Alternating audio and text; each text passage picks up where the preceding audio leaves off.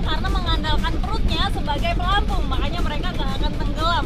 Dia ngapung terus sambil berenang. Lucu banget. Tanah Sumatera, tepatnya Ogan Komering Ulu Timur, memang pusatnya patin nih. Jadi penghasil patin terbesar dan juga terbanyak. Jadi nggak heran disebut Kampung Patin Nasional. Kita lihat dalamnya seberapa. Sebagian besar penduduk pesisir pantai Gondang ini memang suka mencari ikan. Ini besar banget. Jadi salah satu aktivitas warga desa Sugihan adalah berburu babi. Babi langsung disergap lalu dimakanin.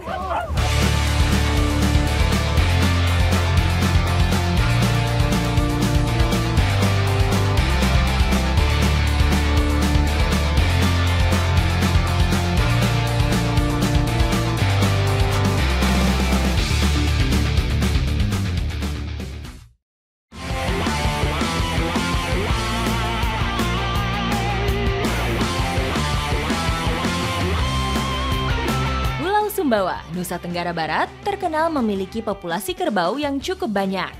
Menjadi salah satu komoditi peternakan, terutama sebagai sumber pendapatan maupun pangan masyarakat Sumbawa. Teknik pemeliharaannya masih dilakukan secara tradisional, yaitu dilepas di kawasan liar atau ladang penggembalaan. Jadi memang kerbau-kerbau di sini sengaja dibawa ke Gili Rakit supaya tidak mengganggu lahan warga saat musim tanam, soalnya di sana tuh kebanyakan tidak dipagari. Kira-kira sekitar 6 bulan ada di sini ya, Pak? Lama juga 6 bulan di sini. Jenis kerbau Sumbawa yaitu kerbau rawa atau yang dikenal dengan Bubalus bubalis. Jadi cara kerbau ini menyeberang harus ada 1 atau 2 kerbau yang diikatkan di perahu. Dan kerbaunya itu juga tidak bisa kerbau sembarangan. Harus yang sudah tua. Jadi kalau dia udah diikat, nanti teman-teman yang lain mengikuti juga dia berenang. Rombongan kerbau sudah berbaris, siap mengikuti induknya berenang. Siap, Pak? Oke, aman ya. Sekarang pasukan kerbau siap untuk berenang.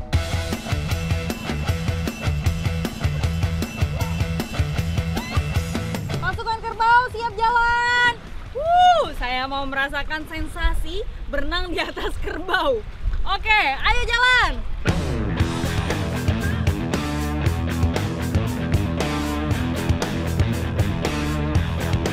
Wow, saya pegang Bapak aja. Naik. Gerakan kaki kerbau bisa saya rasakan, sama seperti ketika manusia berenang.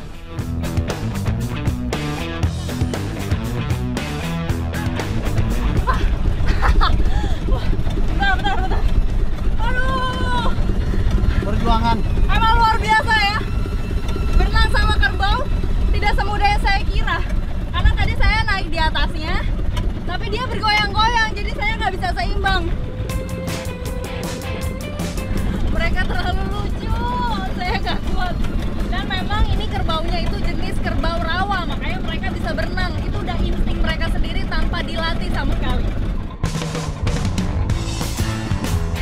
Kedalaman air yang dilewati tentu berbeda-beda, tapi kawanan kerbau tetap stabil berenang, tidak ada yang tenggelam.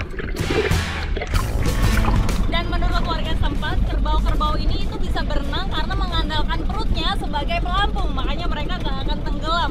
Dia ngapung terus sambil berenang. Aduh, lucu banget.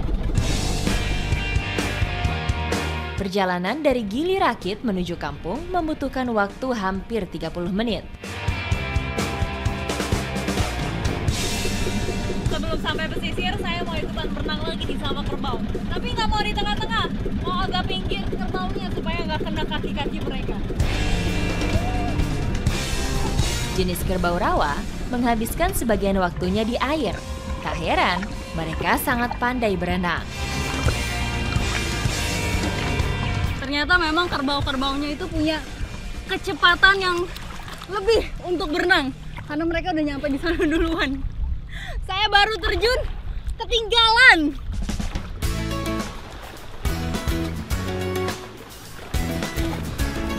semua udah berhasil dikumpulkan karena tadi kan mereka mencar-mencar. Dan habis ini mereka akan dibawa ke kandang mereka.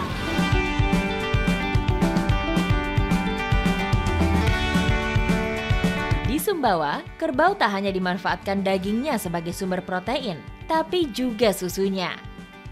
Setiap hari, ada saja peternak yang memerah serta memanfaatkan susu kerbau. Wah, lari dia, lari. Wah! Wah! Untuk bisa memerah susu kerbau, harus dipancing dulu menggunakan anaknya. Wah, ini calon-calon generasi kerbau balap karena dia larinya juga kencang. Wah! Kalau sudah ada anak kerbau, nah berarti dia akan nyusu sama induknya. Kalau sudah nyusu berarti susunya akan lebih cepat keluar nanti dari induknya. Dia udah nggak sabar mau nyusu, langsung mau berontak aja. Ayo nyusu, ayo.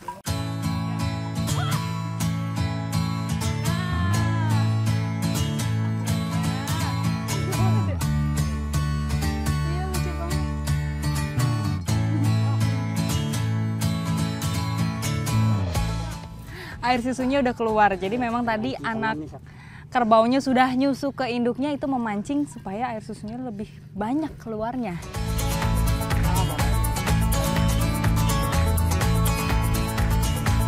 Cobain ya, Pak.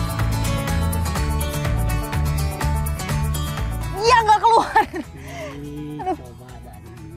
Agak ke dalam, oh gini ya? Ke dalam, iya. Kok nggak mau keluar ya, Pak? Aduh, giliran saya yang mencet nggak keluar ini air susunya.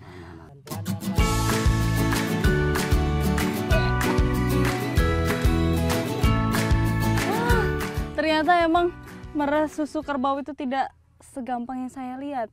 Ternyata susah dia bikin. Iya, ternyata butuh teknik khusus ya. Tapi saya dari tadi udah meres-meres tapi nggak keluar-keluar. Waduh, masih punya sedikit ini punya saya, Pak. Bisa langsung dicobain katanya. Ini dari baunya mirip sih sebenarnya kayak susu sapi ya. Mirip sama susu manusia juga. Iya. Ayo cobain nih, Pak. Coba.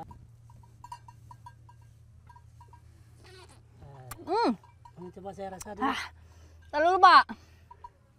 Aduh, ini memang rasanya mirip kayak susu sapi, cuma dia lebih gurih. Ini sampai netes-netes saya minumnya. Ini kalau tambah es enak kali.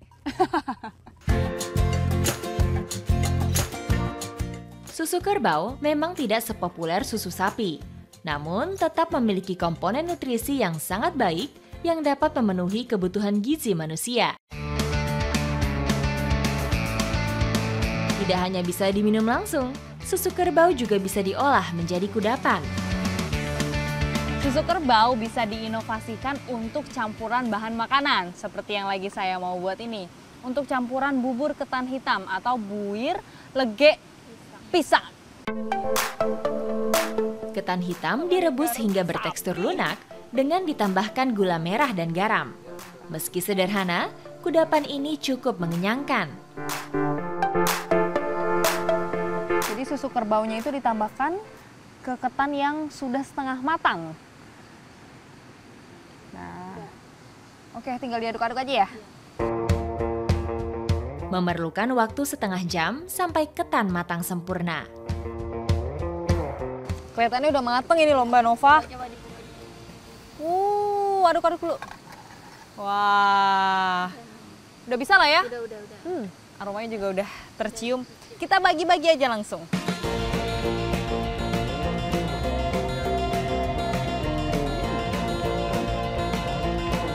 Ternyata susu kerbau ini punya banyak sekali manfaat. Salah satunya ini nih, contohnya yang dibikin bubur ketan hitam ini. Dan nggak kalah sama susu sapi ya kan, karena ini proteinnya juga lebih tinggi. Enak lagi rasanya ya kan? Ikuti jejak saya, jejak petualang.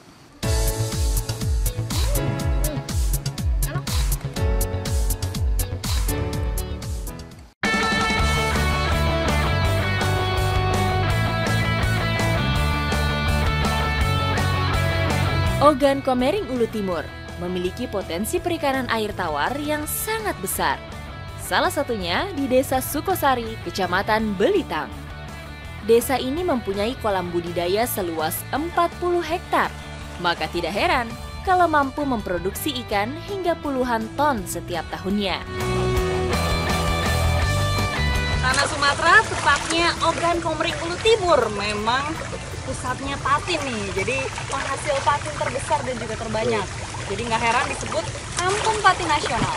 Ikuti jejak saya, jejak petualang.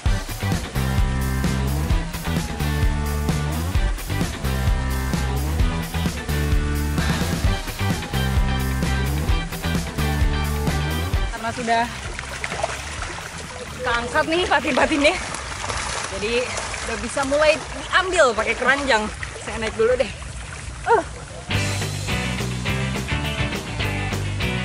Saat memanen ikan patin, kami harus memperhatikan beberapa hal, antara lain umur dan ukuran ikan siap panen.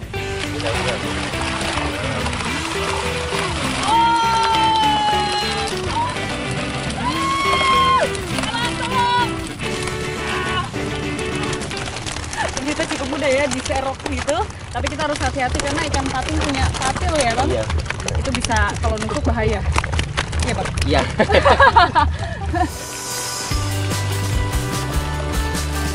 Memanen ikan patin harus hati-hati. Jangan sampai ikan rusak atau bahkan mati. Ikan patin yang masih hidup lebih disukai oleh konsumen. Makanya, harga ikan hidup lebih mahal daripada ikan yang diawetkan menggunakan es.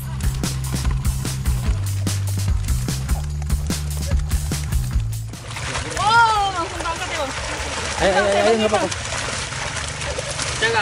Bisa, Abang dari situ saya dari ya. Ayo. Oh. Habis diambil, biasanya langsung ditimbang.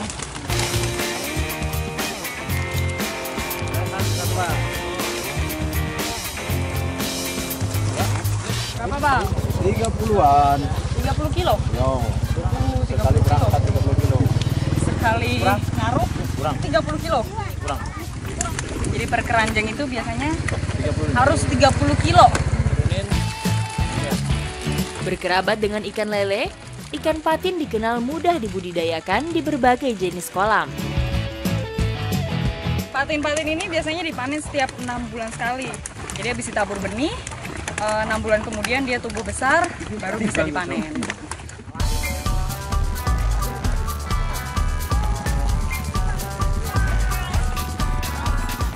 Dan patin-patin ini jualnya memang nggak langsung pasar, tapi orangnya yang datang ke sini baru nanti bawa ke pasar.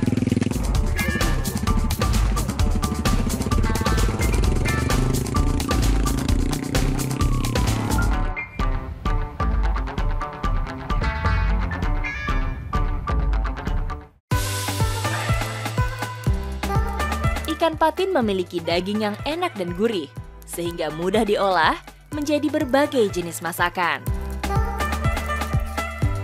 Ikan patin hasil panen kita tadi sekarang mau diasap. Tapi sebelumnya harus dibersihkan dulu supaya makannya juga lebih mantap. Sebenarnya patin ini bisa diolah macam-macam. Iya. Mulai dari gulai, bahkan bisa jadi kerupuk juga ya, Bu ya? Bisa. Tapi yang paling favorit itu diasap. Diasap.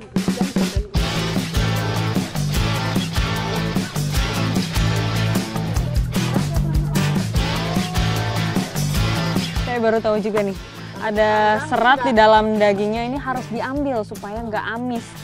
Nggak kelihatan bentuknya kayak gini.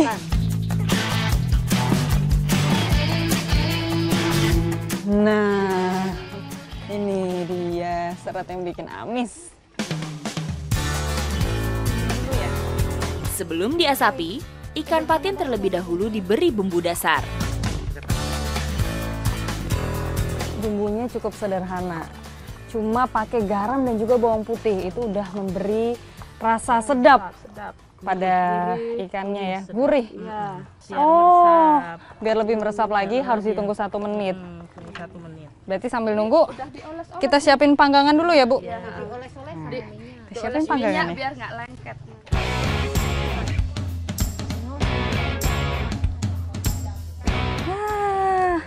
Bu, ini langsung ditaruh ya, Bu?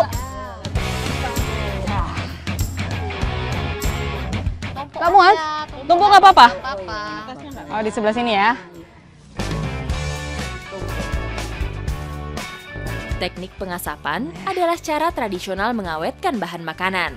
Cara ini bertujuan untuk mengurangi kadar air pada ikan, yang berujung pada terhambatnya pertumbuhan mikroorganisme.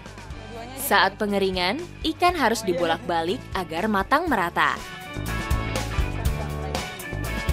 Jadi harus ditutup gini. Supaya ikannya juga cepat matang, terus warnanya lebih cepat kuning katanya. Kalau dijual cepat laku. Oh, dijual cepat laku. Kalau putih ya nggak ada yang mau. Teknik pengasapan ini menggunakan pengasapan panas atau hot smoking. Suhu yang digunakan cukup tinggi, antara 70 hingga 100 derajat Celcius. Kebakaran. Wah, Apinya nggak ada lagi deh, nanti mati. kalau api membesar ibu sebutnya kebakaran. Iya, kebakaran.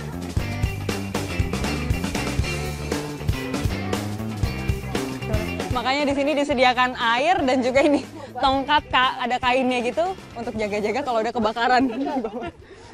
Kebakaran, ikannya kebakaran ya Bu? Kebakaran, nanti kalau kebakaran jelek warnanya. Kosong. Kosong. Cobain Mbak. Ini langsung cobain aja Bu. Boleh. Nih ya. Oh panas-panas. Masih panas ya. Panas-panas enak sedap. Panas. Dicuil dulu kali ya. Nah, kita pakai daun.